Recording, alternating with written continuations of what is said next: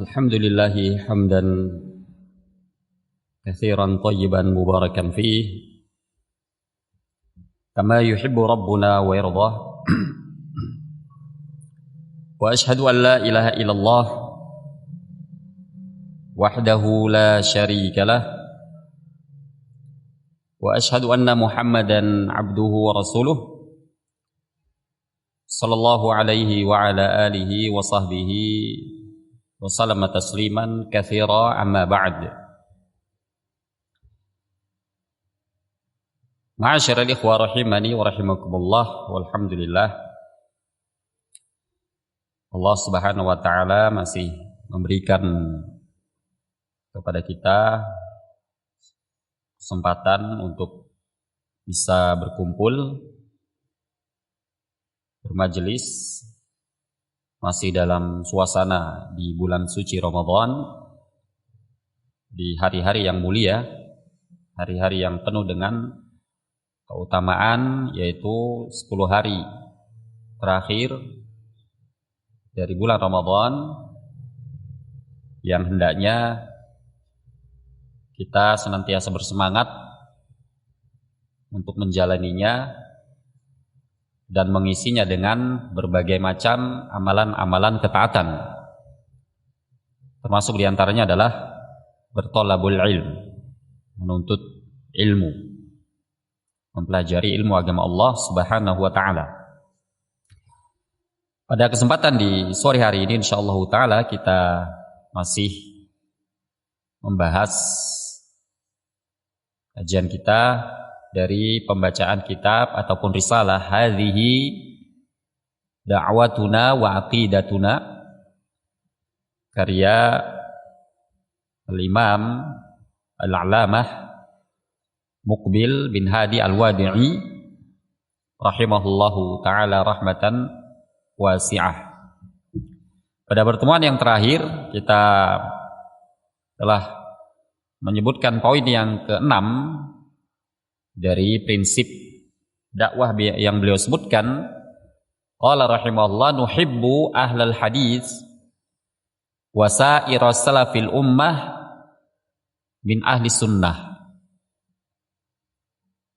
Kami mencintai ahlul hadis, ya, para ulama ahlul hadis. Dikatakan ahlul hadis, ya, ini ada dua makna. Ahlul hadis yakni ulama yang ahli, ya, dalam ilmu hadis. Mereka dikatakan ahlul hadis. Yang kedua adalah para ulama yang mereka senantiasa mengikuti hadis Nabi sallallahu alaihi wasallam, beramal dan membimbing umat, ya, berdasarkan hadis Nabi sallallahu alaihi wasallam. Maka mereka adalah ahlul hadis.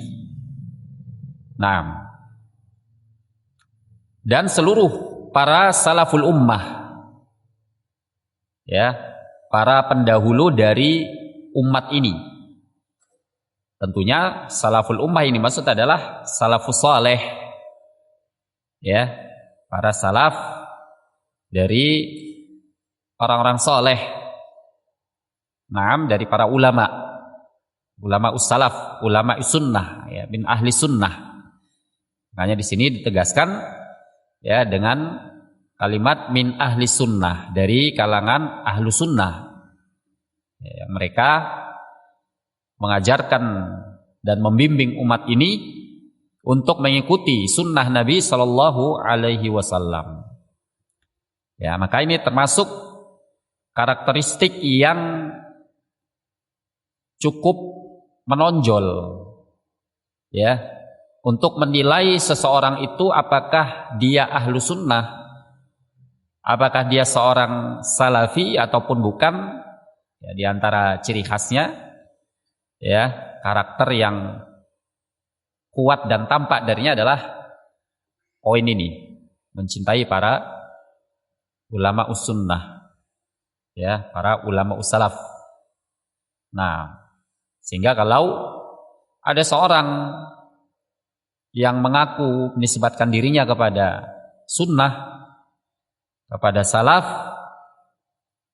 tapi mencela para ulama atau salah seorang dari para ulama dicela, ya, ataupun direndahkan, maka ini dipertanyakan, ya, apakah dia benar-benar mengikuti dakwah salaf atau tidak. Nah, kemudian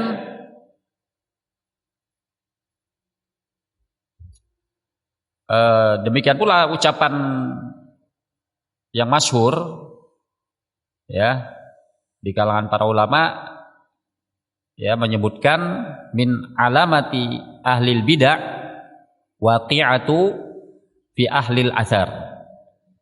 Termasuk, ya, tanda dari ahlul bid'ah adalah, ya, mencela ahlul athar. Ini mencela ulama salaf. Nah, ini. Nah, jadi sangat mudah, ya. Nah, untuk melihat secara zahir, ya, seorang itu dikatakan salafi atau tidak, ya. Ya, walaupun tentunya ada pula orang-orang yang menampakkan diri, ya, mencintai para ulama salaf, ya, memuji-muji para ulama salaf, ya, tapi pada hakikatnya dakwahnya, thariqahnya, ya, manhajnya itu sangat jauh dari prinsip-prinsip dakwah salaf. Yang seperti ini biasanya orang-orang para penyusup di tengah-tengah dakwatus salaf, ya. Kadang-kadang menampakkan pujian, ya, tapi disisipi dengan celaan-celaan, ya. Nah, nanti misalnya mau mengesampingkan ataupun meremehkan hukum yang ditetapkan oleh para ulama, terkhusus, ya, terkait tahdzir, ya, dari para ulama terhadap tokoh-tokoh yang menyimpang, ya. Ya, seperti contohnya, ya, Syekh Rabi' Al-Madkhali rahimahullahu ta'ala, beliau yang paling banyak mendapatkan celaan-celaan, ya, dari orang-orang yang membenci dakwah salaf, karena beliau banyak membongkar kesesatan-kesesatan, ya, banyak membongkar tokoh-tokoh yang menyimpang, memperingatkan umat dari penyimpangan-penyimpangan, ya, yang dibawa oleh tokoh-tokoh yang di tengah-tengah umat itu dianggap dai, ya, padahal pemikirannya menyimpang. Maka Syekh Rabi' rahimahullah beliau memperingatkan. Nah, orang-orang yang di dalam hatinya terdapat penyakit, ya, nah, kadang-kadang mereka, ya, menolak tahdziran dari Syekh Rabi' rahimahullah ini, ya, itu menolaknya dengan cara yang halus. Ya, mereka puji, ya, Syekh Rabi' seorang ulama, beliau basyar, beliau manusia, ya, beliau ini, beliau itu, seterusnya dipuji-puji. Tapi beliau, ya, tapi kita tentunya tidak taklid kepada Syekh Rabi'. Ya, padahal apa yang diucapkan, ya, yang disampaikan, yang diperingatkan oleh beliau itu dengan hujjah, ya, bukan semata-mata tahdzir, ya, tanpa hujjah. Itu beliau mentahdzir dengan hujjah, ya. Nah, tidak ada celah untuk menolak tahdziran beliau karena bukti-bukti yang beliau sampaikan itu jelas. Nah, ini, ya. Jadi di antara karakteristik ahlu sunnah adalah mencintai para ulama as-salaf. Nah, kemudian kita masuk pada Poin yang berikutnya yang disebutkan oleh beliau yang ketujuh, qala rahimahullah nakrahu ilmal kalam wa nara annahu min a'zamil asbab litafriqatil ummah. Kami membenci ilmu kalam. Ya, kami membenci ilmu kalam. Dan kami memandang bahwasannya ilmu kalam tersebut merupakan sebab terbesar yang memecah belah umat. Nah, ini juga termasuk prinsip dari dakwah salaf, dakwah ahlussunnah, ya. Terkhusus di sini dakwah dari Syekh Muqbil rahimahullah adalah membenci ilmu kalam. Ya. Karena ilmu kalam itu bukan berasal dari Islam, ya. Ilmu kalam itu berasal dari filsafat Yunani dan Persia. Asalnya dari orang-orang kufar. Yang mana ilmu kalam ini adalah ilmu yang mempelajari sesuatu, ya, mempelajari hakikat sesuatu dengan pendekatan akal, dengan pendekatan rasional, ya. Ilmu kalam dengan ilmu filsafat ini mirip, ya, walaupun ada perbedaan. Kalau ilmu kalam dia lebih ke pembahasan masalah-masalah akidah dan perkara gaib. Itu ilmu kalam, ya.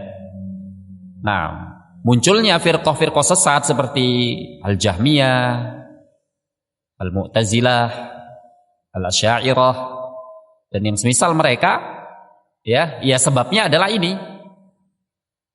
Ya, karena mereka memahami agama, ya, memahami ilmu agama, perkara-perkara gaib itu dengan pendekatan akal mereka. Ya, dengan pendekatan logika.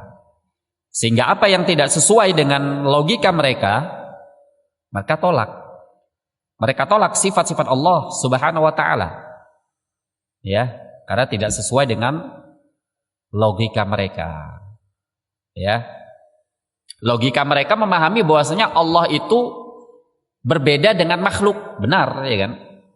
Allah itu harus berbeda dengan makhluk. Nah, apa yang ada pada makhluk itu tidak boleh ada pada Allah. Ini pemahaman mereka.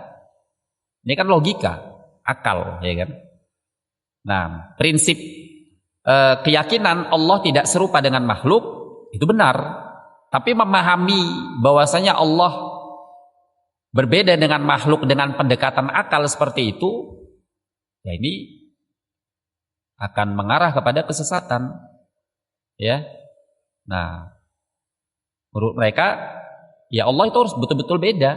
Jadi nggak boleh Allah dikatakan punya tangan, karena tangan itu kan ada pada makhluk. Nggak boleh ada pada Allah. Nah, ini kan logika. Ya, sementara Ahlussunnah, naam, memahami, ya, hakikat atau memahami prinsip akidah, hakikat perkara-perkara gaib itu berdasarkan dalil dari Al-Quran dan Sunnah. Karena akal-akal kita nggak akan mampu menjangkau ilmu Allah Subhanahu wa taala. Perkara gaib itu tidak bisa dijangkau dengan akal. Ya. Nah, makanya di antara mereka ahlul kalam, ya, sampai-sampai mereka meyakini malaikat itu adalah bukan wujud, ya. Malaikat itu, ya, menurut mereka adalah perumpamaan dari energi kebaikan. Itulah malaikat. Ya, jadi malaikat itu bukan satu wujud, ya, bukan satu sosok, ya. Tapi mereka adalah hanya ibarat saja. Ya, ibarat dari makna-makna yang menunjukkan energi kebaikan. Ini kesesatan, bahkan kekufuran. Ya. Nah, sementara Ahlussunnah, ya, bahkan kaum mukminin secara umum yakini bahwasanya malaikat adalah wujud, ada wujudnya. Ya, satu jenis makhluk yang diciptakan Allah Subhanahu wa taala dari cahaya. Nah, sementara ahlul kalam memahami malaikat itu ya energi positif. Ya, energi positif. Makanya orang yang punya sifat, punya watak, karakter yang baik dikatakan dia seperti malaikat. Ya, ini menurut mereka. Ya. Maka mempelajari ilmu kalam itu haram, hukum asalnya haram. Ya. Nah, ya kecuali ya mereka para ulama yang memang memiliki dasar ilmu agama yang sudah sangat mumpuni. Sebagian para ulama kita mereka sangat menguasai ilmu kalam ya. Nah, seperti Syekhul Islam Ibnu Taimiyah rahimahullah, beliau sangat faham seluk-beluk ilmu kalam. Ya. Nah, tentunya beliau mempelajari, mengetahui ilmu kalam untuk membantahnya. Ya, untuk membantahnya. Nah, dan juga tentunya beliau tidak diragukan lagi memiliki keilmuan agama, keilmuan terhadap Al-Quran dan Sunnah yang begitu kuat, ya, sehingga ketika mengorek sedikit, mengetahui sedikit dari ilmu kalam, sudah ada tamengnya, gitu ya. Nah, sudah ada filternya, ya. Sementara kita yang ilmu agamanya masih sangat jauh, ya, masih sangat kurang, ya, jangan coba-coba mau belajar ilmu kalam, ya, bahasa Arab saja durus lugo nggak lulus misal, ya, nahwu paling mentok muyasar, sudah mau coba-coba belajar ilmu kalam, ya. Nah, ini sangat diperingatkan oleh para ulama, ya, mereka sangat keras, ya. Nah, jangankan yang keilmuannya masih sedikit, ya, masih sangat kurang lah, dikatakan sedikit juga lebih dari sedikit, ya. Orang-orang yang dikatakan cerdas, ya, bahkan sudah sampai tingkatan dijuluki sebagai hujjatul Islam, setingkat Abu Hamid Al-Ghazali, Al-Imam Al-Ghazali rahimahullah ta'ala, beliau saja, ya, banyak pemikiran-pemikiran yang akhirnya menyimpang dari akidah, ya, menyimpang dari prinsip-prinsip salaf, ya, karena beliau begitu dalam menguasai ilmu kalam, ya, dalam mempelajari ilmu kalam. Beliau orang pintar, orang cerdas, ya. Nah, ada kitab-kitab beliau yang memang bagus, kitab-kitab terkait usul fikih yang dikarang oleh Al-Ghazali, atau ya sering disebut Al-Imam Al-Ghazali lah, ya, terkenal khusus di Indonesia, ya, sangat terkenal beliau, ya, Al-Imam Al-Ghazali rahimahullah, ya. Tapi kitab-kitab beliau seperti kitab Ihya Ulumuddin yang merupakan karya beliau yang paling masyhur, ya. Nah, di tengah-tengah umat itu isinya, ya, banyak perkara-perkara mukhalafah yang menyelisih akidah yang benar, ya, bahkan menyelisihi ilmu fikih, ya. Nah, ajaran-ajaran tasawuf di dalamnya yang tidak ada dalilnya, tidak berlandaskan Al-Quran dan Sunnah, ya, dan para ulama yang lainnya, ya. Nah, yang mereka akhirnya ada yang rujuk, ya, seperti beliau ini Al-Imam Al-Ghazali rahimahullah, ya, ada yang terus tenggelam dengan ilmu kalam. Nah, para ulama seperti Al-Imam Syafi'i rahimahullah, beliau sangat memperingatkan, ya, dari ilmu kalam, ya, yang paling masyhur dari ucapan Al-Imam Asy-Syafi'i rahimahullah, bahkan ucapan ini disebutkan oleh Syekh Ibnu Taimiyah rahimahullah, ya, ucapan yang mutawatir dari Al-Imam Syafi'i. Kata beliau, hukmi fi ahlil kalam an yudrabu bil jarid. Ya, hukum yang aku tetapkan untuk ahlul kalam, orang-orang yang menyibukkan dengan ilmu kalam, ya, an yudrabu bil jarid, ya, hendaknya mereka dipukul dengan jarid, pelepah korma, dipukul, ya, jaridun nakhl, pelepah korma, wan ni'al, dipukul dengan pelepah korma dan sendal. Ya, ini sebagai bentuk peringatan, ya, ta'zir.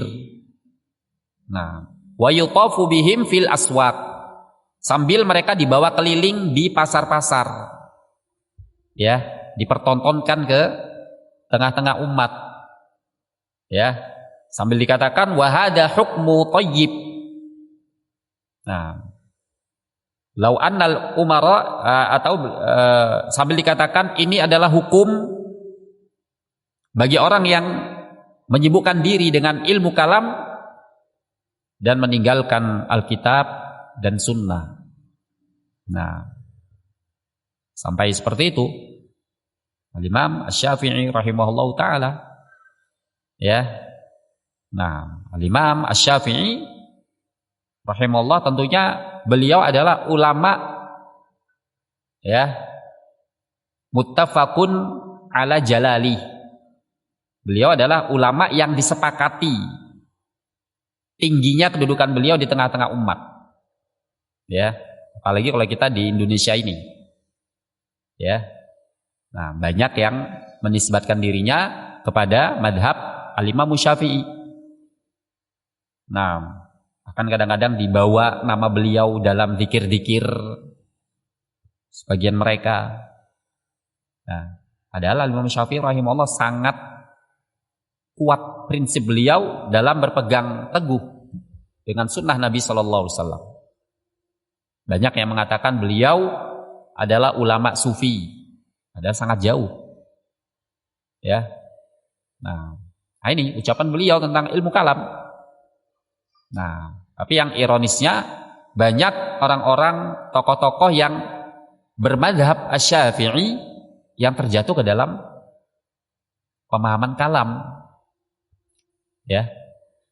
Nah, seperti Abul Ma'ali Al-Juwaini, termasuk Al-Imam Ghazali sendiri, ya, merupakan tokoh besar Syafi'iyah.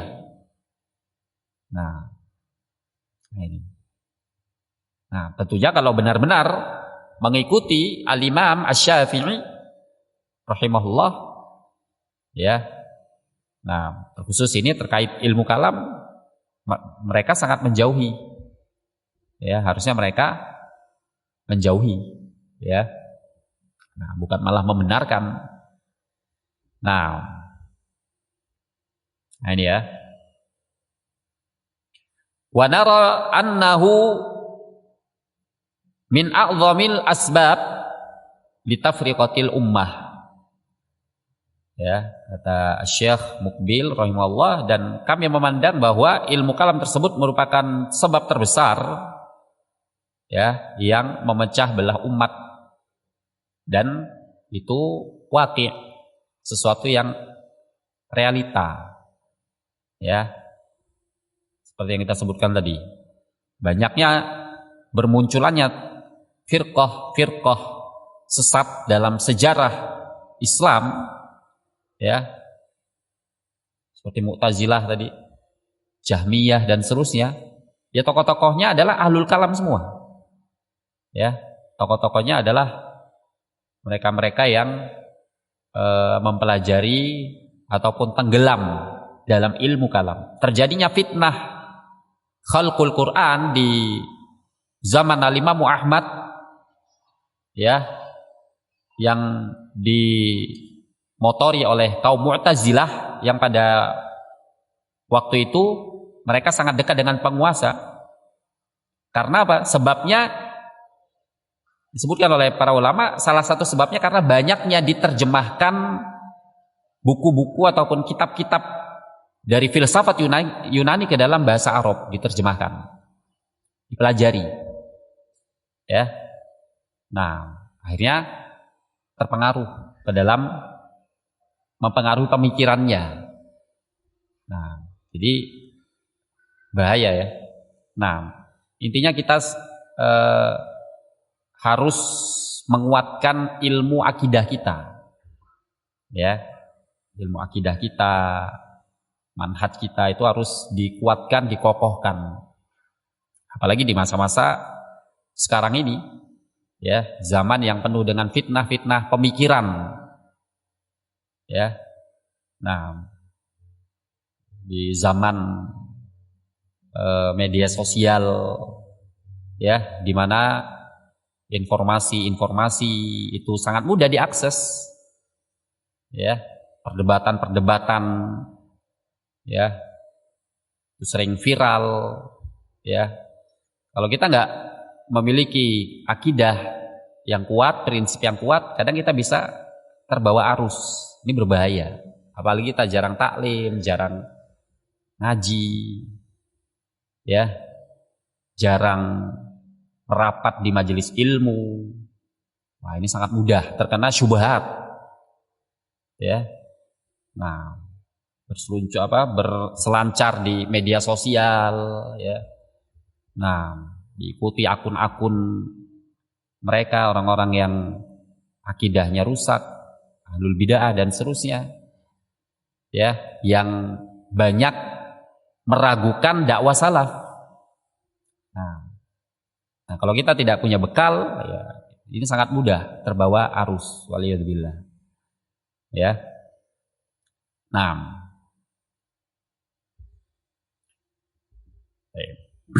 Kemudian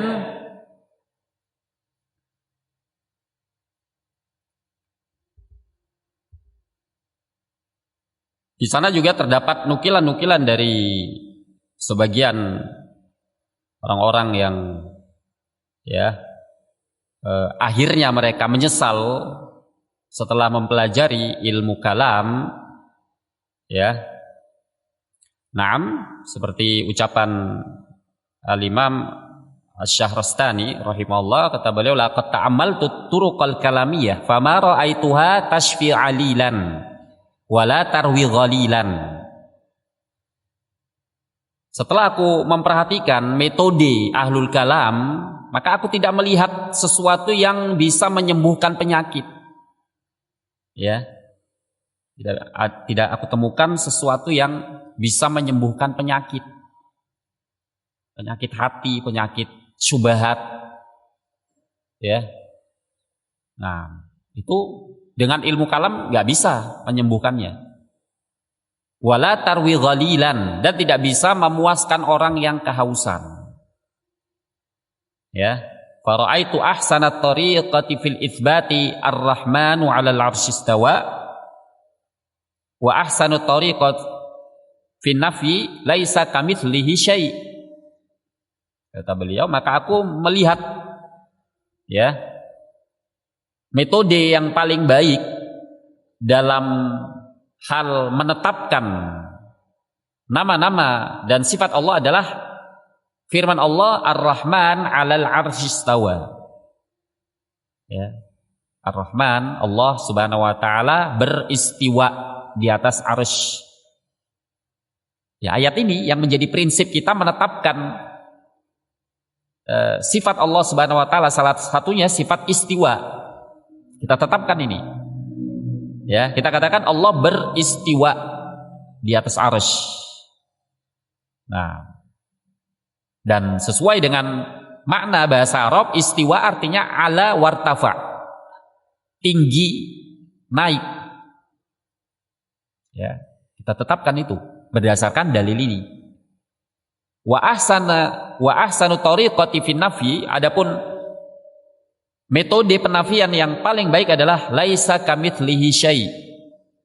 Tidak ada yang semisal Allah sedikit pun. Nah ini. Kita tetapkan nama-nama Allah dan sifat-sifat Allah dengan dalil yang ada. Di satu sisi kita tidak menyamakan sifat tersebut dengan sifat makhluk. Ya, ini Ahlussunnah. Tidak mesti kita mengatakan Allah punya tangan berarti Allah sama dengan makhluk, karena makhluk juga punya tangan lah. Karena tentunya kesamaan nama nggak mesti hakikatnya sama. Ya. Baik. Di antara ucapan mereka. Ya. Ada juga ucapan sebagian mereka, kalau tidak salah ucapan Fakhrur Razi, ya, yang menyebutkan akhiru takdimu al-uqul al-iqal, atau kama qala. Akibat dari mendahulukan akal, lebih mendahulukan akal, akibatnya adalah iqal. Iqal itu terikat, terbelenggu. Nah, ya bebas mereka karena terikat dengan akal. Ya. Karena akal, logika manusia kan berbeda-beda. Ya. Tidak sama pemahaman si A, logika si A dengan logika si B nggak mesti sama. Makanya benar kata Syekh Mukbil di sini, sebab terbesar yang memecah belah umat ya karena ini, mempelajari ilmu kalam. Apa yang dinilai si A seperti ini belum tentu si B sepakat. Ya. Makanya banyak sekali teori-teori yang berkembang di kalangan mereka. Ya, teori-teori kalam. Makanya dikatakan ilmu kalam ya karena banyak kalam. Ya. Terlalu banyak beretorika. Ya. Makanya dikatakan ilmu kalam.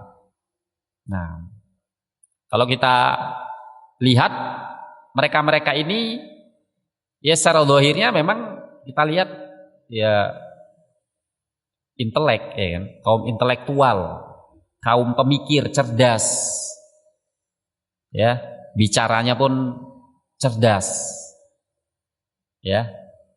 Nah, tapi seorang jangan tertipu ya, dengan orang-orang yang seperti ini, ya. Nah, ngomongnya cerdas, penuh dengan teori ya, teoristis. Tapi nggak ada dasarnya, nggak ada dasar dalam artian tidak ada dasar dari Alkitab dan Sunnah, ya, hanya teori-teori berdasarkan logika pemikiran mereka, ya. Nah, dalam memahami hakikat ketuhanan, mereka juga menggunakan akal. Apa itu Tuhan? Apa itu Rob? Ya Tuhan lah bahasa mereka ya. Apa itu Tuhan?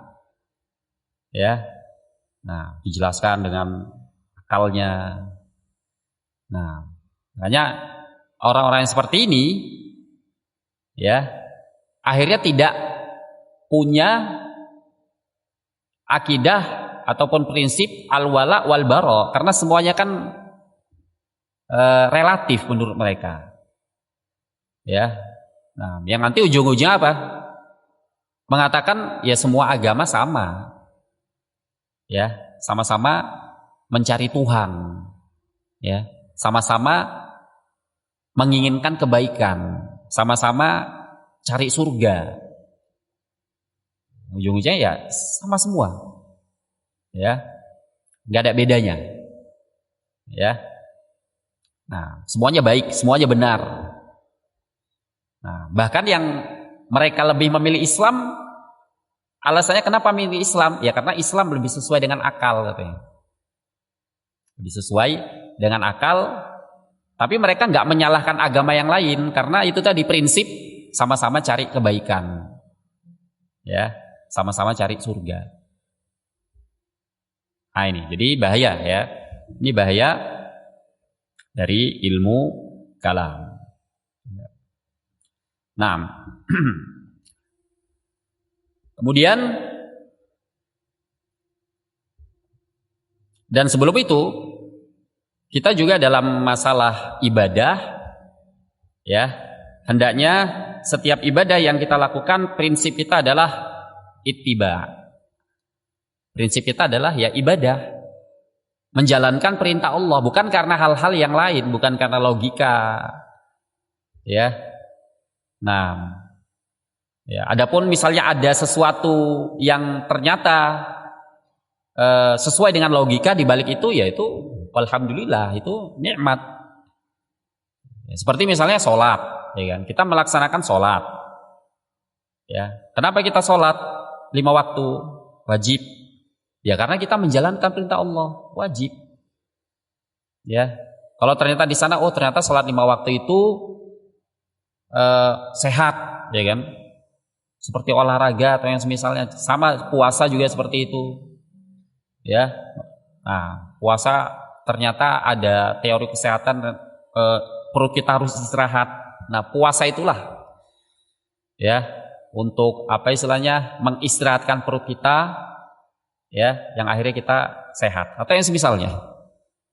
Nah kita menjalankan ibadah bukan karena perkara-perkara seperti ini. Kalaupun didapati hal yang seperti ini nikmat, ya kan, suatu kenikmatan. Kalaupun kita tidak tahu, ya kita tetap ke prinsip dasarnya, yaitu ittiba, ya. Nah, menjalankan perintah Allah Subhanahu wa taala. Baik. Kemudian kita masuk pada poin yang ke-8. Qala rahimahullah la naqbalu min kutubil fiqhi wa min kutubi tafsir wa min al-qasasil qadimah wa min as-siratin nabawiyah illa ma sabata 'anillah aw an Rasulillah sallallahu alaihi wasallam. Nah, kata beliau, kami tidak menerima kitab-kitab fikih, demikian pula kitab-kitab tafsir dan kisah-kisah terdahulu dan sirah nabawiyah, kecuali yang sahih, yang datang dari Allah Subhanahu wa taala dan dari Rasulullah sallallahu alaihi wasallam. Nah, ini artinya apa? Kita tidak menerima khobar. Ini kan kitab fikih, kitab tafsir, ya, kaitannya kan kitab fikih dengan ibadah. Tafsir memahami kalamullah, memahami firman Allah Subhanahu wa taala. Ya. Kisah-kisah terdahulu demikian pula. Ya, sirah, sejarah perjalanan Nabi sallallahu alaihi wasallam. Kita tidak bisa mengetahuinya kecuali yang datang dari Allah, yang dijelaskan dalam Al-Qur'an, dan yang datang yang sahih dari Rasulullah sallallahu alaihi wasallam. Makanya kita ambil. Ya, artinya harus ada dalil. Fikih, pembahasan fikih harus ada dalilnya. Ya. Dalilnya apa? Ya qala Allah, qala Rasul. Itu dalilnya. Ya. Kitab tafsir juga seperti itu. Kita bisa paham apa makna Maliki Yaumiddin. Ya. Nah, dari mana? Ya dari firman Allah Subhanahu wa taala, ihdinas siratal mustaqim, dan seterusnya. Ya. Nah, kita tahu kisah-kisah terdahulu dari mana? Ya dari khobar Al-Qur'an. Ya, kita tahu kisah Nabi Ibrahim, kisah Nabi Yusuf, dan kisah-kisah para nabi yang lainnya. Ya, dari mana? Dari Al-Qur'an, dari As-Sunnah. Naam. Adapun yang tidak ada dalilnya dari kisah-kisah terdahulu, enggak ada sanadnya. Ya, maka kita tidak bisa nerima. Nah, ini prinsip penting. Sirah nabawiyah juga seperti itu. Apalagi ini ya, sirah Nabi. Ya, enggak sembarangan kita. Kita menisbatkan kepada Nabi, oh Nabi pernah ini, pernah itu. Nabi pernah mengatakan ini, pernah mengatakan itu. Ya. Pernah mengalami peristiwa ini, peristiwa itu, dan seterusnya. Nah, ini kan harus ada dalilnya. Ya. Nah, ini prinsip penting. Walaisa ma'nahu annana nanbuduha. Bukan maknanya kita membuang kitab-kitab tersebut. Nah, jangan salah paham. Oh, berarti kita nggak butuh ini kitab fikih. Ya, bukan artinya kita membuang, ya, kita kesampingkan kitab-kitab fikih yang dikarang oleh para ulama. Itu ilmu. Itu bekal untuk kita. Ya. Tapi apa? Kita ambil yang sesuai dalil. Kita belajar kitab fikih. Ya, kitab fikih Syafi'i, kitab fikih Hambali, Maliki dan seterusnya, kita ambil yang sesuai dalil. Yang ada yang hujahnya kuat. Itu yang kita ambil. Ya, yang enggak ada dalil atau pendapat yang lemah, enggak didukung dalil, ya sudah enggak kita ambil. Nah, ini ya. Au naz'umu annana nastaghni anha. Atau jangan ada yang menganggap bahwa kami tidak butuh kitab-kitab fikih, kitab tafsir, kitab sirah tersebut. La, kita butuh. Ya, kita tidak seperti kelompok Haddadiyah, ya, yang mereka menganggap ulama yang memiliki ketergelinciran seperti Al-Hafidz Ibnu Hajar rahimahullah, Al-Hafidz An-Nawawi, ya, dan yang lainnya dari para ulama yang punya ketergelinciran, ya, dalam masalah akidah, tergelincir ya, bukan sesat, zallah namanya. Mereka terpapar pemikiran Asy'ariyah seperti Al-Hafidz Ibnu Hajar. Nah, tapi mereka bukan orang-orang yang menolak sunnah, ya, menentang sunnah, bukan. Nah, bahkan kitab-kitab mereka, ya, dari kitab-kitab mereka sangat jelas, sangat tampak bahwasanya mereka adalah orang-orang yang sangat membela sunnah. Tapi mereka tergelincir dalam pemahaman akidah karena apa? Karena lingkungan. Ya, dan ini diberikan uzur oleh para ulama. Beda seperti Haddadiyah menganggap Ibnu Hajar sesat. Kitabnya nggak boleh dipelajari. Kitab Fathul Bari dibakar. Bulughul Maram nggak boleh dipelajari. Karena nganggap yang mengarangnya sesat. Al-Imam Nawawi juga seperti itu, dianggap sesat. Nah, kalau ulama-ulama sekelas mereka saja, ya, yang bisa dikatakan orang-orang yang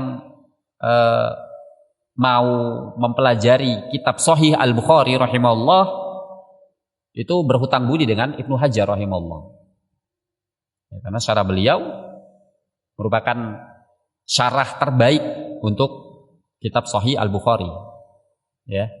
Kata beliau Fathul Bari, rujukan utama bagi orang-orang yang mau mempelajari hadis-hadis dalam Sahih Bukhari. Kita kan nggak bisa, ya. Kita mau belajar Sahih Bukhari, mau memahami hadis-hadis Sahih Bukhari, kan nggak bisa kita cuma baca hadisnya saja. Apa maknanya, ya? Apa faedahnya, apa fikihnya yang bisa diambil dari hadis ini? Kita harus belajar dari penjelasan-penjelasan para ulama. Nah, kalau mereka dibuang, hilang, banyak ilmu yang hilang, ya. Nah, banyak ilmu yang hilang. Nah, makanya para ulama mentahdzir dari kelompok Haddadiyah ya karena ini, ya. Kalau ada ulama yang ada tergelincir, sudah langsung dianggap sesat. Nah ini ya.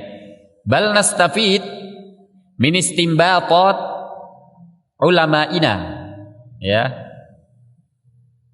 al-fuqaha wa ghairihim.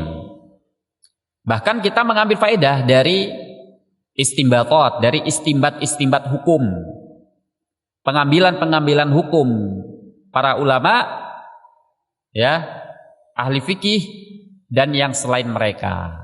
Kita ikuti pendapat mereka, ya. Kita berpendapat itu harus ada salafnya. Kenapa kita mengamalkan ini? Kenapa kita berpendapat seperti ini? Oh, ini pendapat Imam Fulan, ini pendapat ulama Fulan, ada salaf kita, ya. Nah, dan itulah salafi. Kalau nggak ada salafnya, ya berarti ya bukan salafi, bisa dikatakan sesat, ya. para ulama dari generasi ke generasi mereka selalu mengikuti ucapan yang ada pendahulunya. Ya, ada pendahulunya. Bahkan sekelas Syekhul Islam Ibnu Taimiyah rahimahullah, ketika beliau membahas satu permasalahan, ya, beliau sampai pada kesimpulan, oh ini permasalahannya, kesimpulan hukumnya seperti ini. Nah, tapi ucapan beliau ini belum diketahui ada pendahulu sebelum beliau yang berpendapat seperti Syekhul Islam. Makanya beliau mengatakan, kalau aku mengetahui ada ulama terdahulu yang berpendapat sepertinya, aku akan mengikutinya. Artinya beliau tawakuf. Sekelas Syekhul Islam. Ya. Nah, jadi kita harus berpendapat, harus ada ulamanya. Ya. Nah, walakin la naqbal al-hukma illa bidalilin sahih. Akan tetapi kita tidak menerima hukum kecuali dengan dalil yang sahih. Ya. Nah, adapun dalil yang tidak sahih atau pendapat-pendapat yang tidak ada dalilnya, maka kita tidak menerimanya. Dan ini prinsip penting dari prinsip-prinsip Ahlus Sunnah, prinsip dakwatus salaf. Ya. 6. Dan Asy-Syaikh Al-Albani rahimahullah, ya, beliau di dalam muqaddimah kitab beliau yang masyhur, kitab Sifat Salat Nabi, ya, beliau menyebutkan muqaddimah yang sangat berharga. Ya. Nah, untuk kita jadikan sebagai pegangan, ya, dalam mengikuti manhajus salaf. Nah, beliau sebutkan, beliau nukilkan ucapan-ucapan para salaf, para imam-imam salaf dalam hal ittiba ad-dalil, dalam hal mengikuti dalil. Ya. Nah, di antaranya yang beliau nukilkan, ya banyak yang beliau nukilkan. Ucapan Al-Imam Abu Hanifah rahimahullah. Ya. Di antara ucapan beliau, idza shahhal hadits fahuwa madhabi. Apabila ada hadis yang sahih, itulah madhabku. Artinya apa? Kalau ada hadis sahih, walaupun aku nggak tahu, walaupun aku nggak berpendapat dengan itu, ya, karena keterbatasan atau yang semisalnya karena ijtihad, maka hadis sahih itu adalah pendapatku. Nah, demikian pula beliau mengucapkan, la yahillu li ahadin an ya'khudha bi qaulina ma lam ya'lam min aina akhadna. Tidak halal bagi seorang pun untuk mengambil pendapat kami selama dia tidak tahu dari mana kami mengambil pendapat tersebut. Ya.